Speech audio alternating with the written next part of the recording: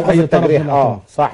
ولكن حبنا لاشخاصكم انت ان هذه جريمه لابد ان الجميع يتكاتف، لان ده رفع ظلم. يعني ما ينفعش ان احنا بنقول يعني ان هذا الامر تعاطف، لا ده حق ليا عند كل مسلم. يعني ما انا دوري ان انا اتعاطف مع الحق، يعني ما انا بعمل ايه؟ نعم. اتفضل يا استاذ.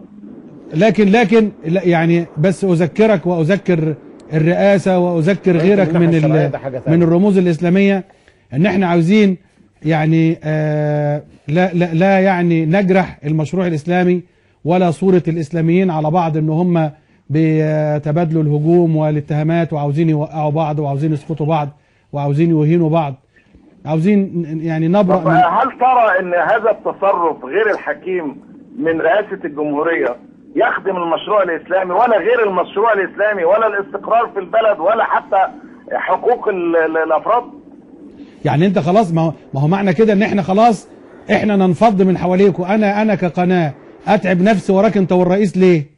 اذا كنت انت بتقول الرئيس بيهد المشروع الاسلامي وانت انا برغم ان انا مظلوم بدعي ان ربنا سبحانه وتعالى يوفق الرئيس ويظهر الحقيقه ويستطيع قياده البلد في هذه المرحله الحرجه من تاريخها، برغم ان انا مظلوم، ولكن لا يدعني ذلك ان انا اطالب بحقي. صح. وارفع الظلم عن نفسي وان انا ابرئ نفسي، انما لا اطالب ان انا اصمت في الوقت ده، وان انت لو ما سكتش يبقى الوضع هيبقى ويبقى. عموما ربنا فاحنا عدنا لوضع اسوأ مما هو قبل الثوره.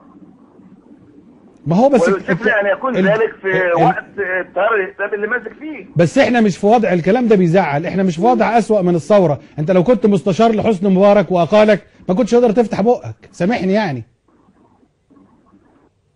صح. انت يعني عاوز تقارن وتقول ان احنا انت اللي بتقول، مش انت اللي بتقول ان ده اسوأ من ايام حسني؟